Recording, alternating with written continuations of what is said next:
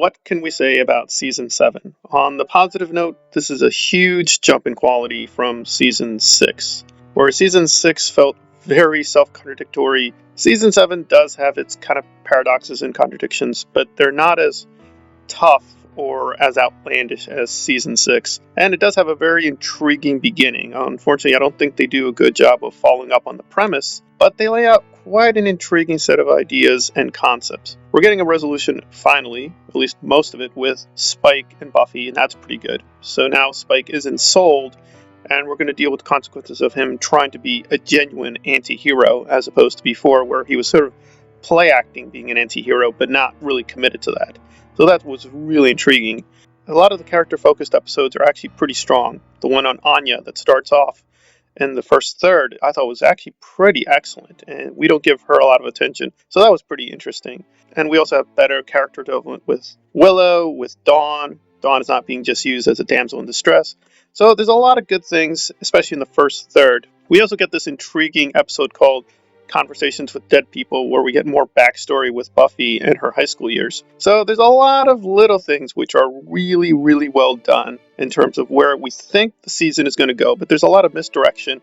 Some of it is necessary because of who the antagonist is, and you can clearly see that we really need Amber Benson because when, quote, old people start appearing, there's a reason for it. It's not what people would think. People are not being resurrected. Something else is occurring. So that was very, very interesting. But we do feel the loss of certain cast members who do return and some of them who do not return. So that was a little strange. And there's a lot of production history that goes with that, which we're not going to get into right at the moment. But it would have been really nice if Amber showed up again like the other people. But for whatever reason, she does not appear. It's a lot of intriguing ideas in the first third, but now we got to get to the critical part of this, which is that although there are really interesting ideas, when we think them through, they don't add up very much, at least with the later half of the season. And it's legitimate in the first half, and that's what I'm really reviewing here, that those don't affect the score on that level. So the beginning part of Buffy is actually really, really good, and the first episode alone is incredible. Lessons is incredibly scary. It gives us really great character development. We also get a lot more in terms of like how the world of Sunnydale has moved on, because now they have a new high school, which if we forgot was blown up in season 3, right when they were battling the mayor. So there's a lot of neat little details about how the world and characters have moved on and shifted.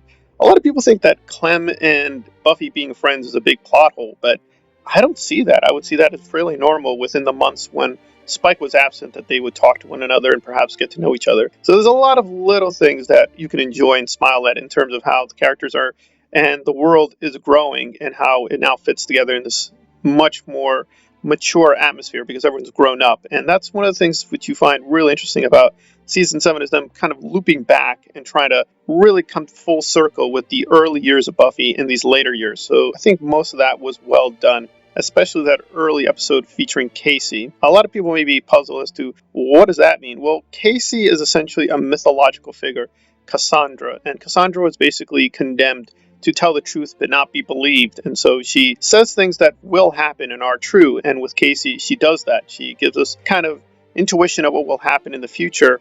However, nobody believes her, and I thought that was really well done, and especially the dialogue where she says she will die. It's not that she wants to die, but that she has to die in terms of predestiny. That was an incredibly strong episode, even if the quote-unquote antagonist was actually pretty weak and pretty silly. Finally, these are some of the best looking Buffy episodes. I know a lot of people kind of denigrate that in terms of how Buffy looks to us visually, but it's pretty astonishing, especially after we get the contrast with the first couple of seasons where they just didn't have the money and the technology was very, very crude with the special effects and the cameras. This is an insanely good looking season, and I can just sit back and just enjoy the cinematography, and they do a really, really good job on just visualizing Buffy and visualizing the characters. However, when the writers finally have to reveal their hand and tell us, well, what exactly is the antagonist? Because we get a lot of teasing at first, so we're a little puzzled as to, well, is Spike insane? Is this sort of an old enemy coming back? And it is an old enemy, but it's not what we think it is, and it's not who we think it is, because when the antagonist is revealed, there's a lot of problems. There's internal problems that the character does not seem to be consistent, and then there's further problems that, well, initially it seems to present a really, really interesting physical threat to Buffy, but but then it doesn't, and we're not told why it doesn't. It just doesn't. So we have a very, very strong first third in the first 7 episodes, and then a very intriguing kind of trilogy of episodes where we sort of see Buffy facing a very visible and very powerful threat, but then it's kind of just cut off. And I don't mean to exaggerate it just stops. The threat just pauses for whatever reason, and we try to get to know new characters. And that's fine to some extent. Again, no TV program and no film and no novel has to follow a preset course. That's fine. Any story can follow its own logic, and I don't disagree with that to some extent. But there are things that really don't go with the canon of the earlier seasons. And certainly the way we're led to believe this is how this thing operates, this can't be right. At least in terms of what we see, in terms of the dream sequences, in terms of how this thing appears to us. It's a little confusing as to what we're supposed to think of the antagonist.